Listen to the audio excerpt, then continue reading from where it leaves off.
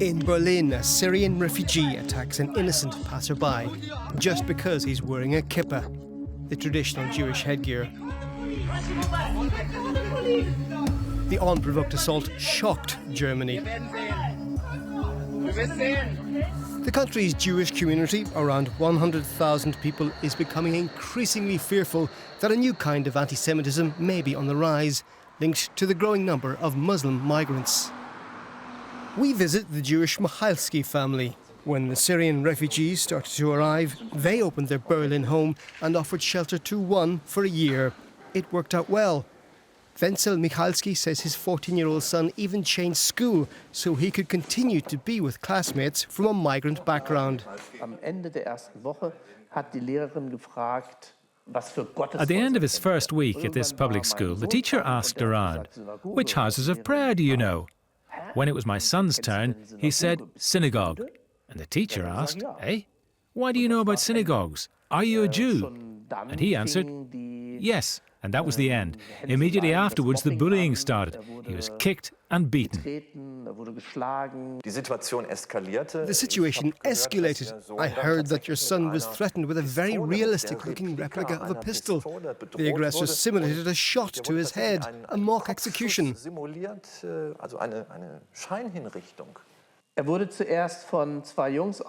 First, two older boys put him in a headlock and strangled him so hard that he soon lost consciousness. Later on, another boy with a kind of replica weapon like that rushed towards him and shot. The Michalski family has mixed roots, Jewish and Christian. The generation of Nazi-era Germany were discriminated against and persecuted. Only some members survived the war. My father wrote a book about this time, but it's crazy. Even after the war, at the age of 14, my father experienced antisemitism. He went to Berlin's Canisius College, a school run by Jesuits. He was the same age as my son is now. Back then, my father suffered antisemitic bullying at school. And exactly the same thing is happening again today, 70 years later, to his grandson. It's terribly shocking.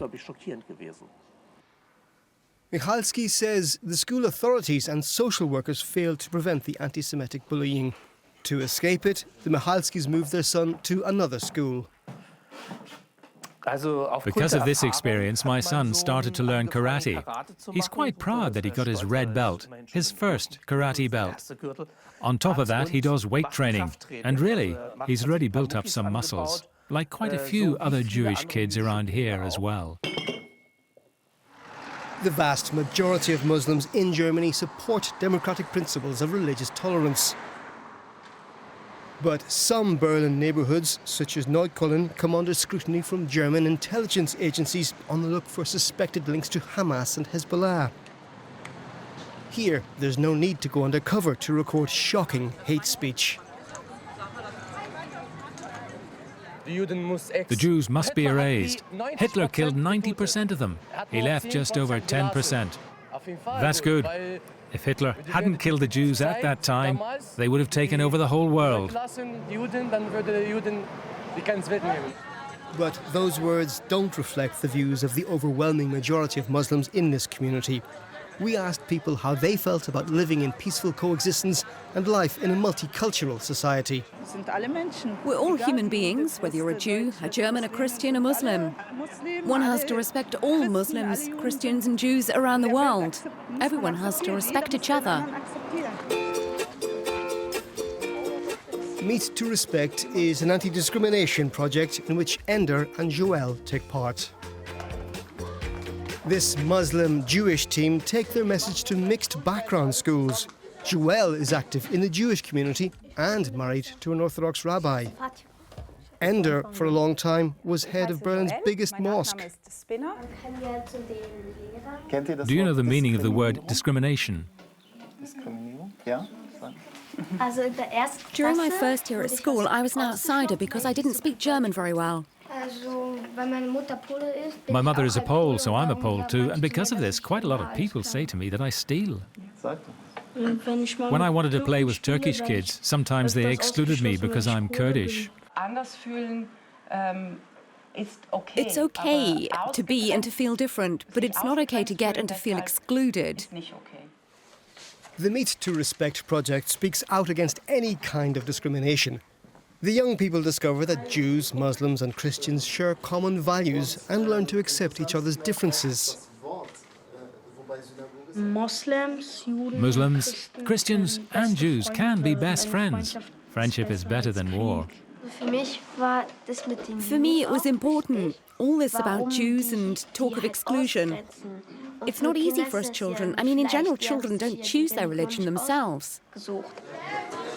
Campaigners say anti-Semitic hate speech is occurring all too often in German schoolyards, and that civil rights activists such as JOELLE are needed more than ever. All kinds of violence or hate is wrong, is bad. We are people of faith, and we stand up against all of this. Our religions stand for respect and offer charity. And being a role model, we show this. That's why we are here. We're also here to show the children that prejudices are completely wrong. I mean, some children sometimes have prejudices against Jews. We invite all kids to have a close look. I'm a Jew. You can ask me everything you want to know. We're in Frankfurt to discover the city's Kippah Day, in which people are urged to wear the Jewish headgear for a day. The JOELLE school participates with good reason, as its student council president explains. He's Christian, but today he wears a kippah. Some 2 years ago, in this schoolyard, some pupils used anti-Semitic hate words. Teachers reacted immediately. In 2001, the school launched a project digging deep into history, discovering what happened to its Jewish pupils in the Nazi era.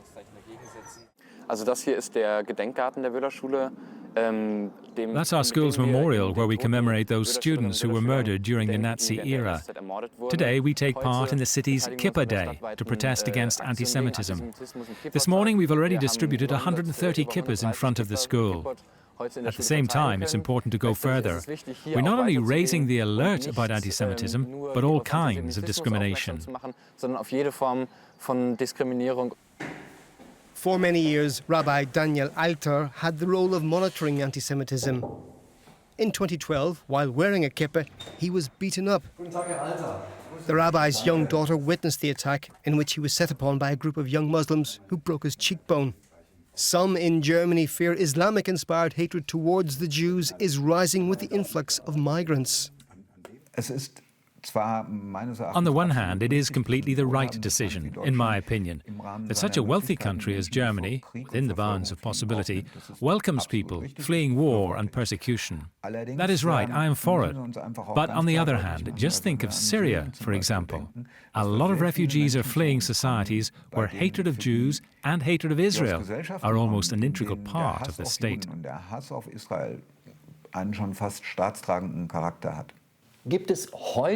Is there again a problem with anti-Semitism in Germany?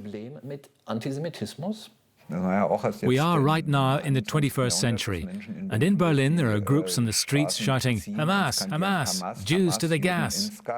Such words are yelled in German streets today. If one form of group-focused enmity emerges, any other form of group-focused enmity will emerge soon.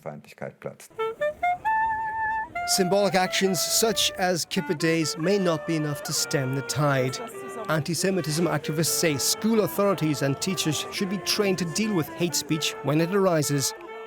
Parents have to be involved. And it's argued Muslims with antipathy to Jews arriving in Germany should get educational support to combat anti-Semitic stereotypes.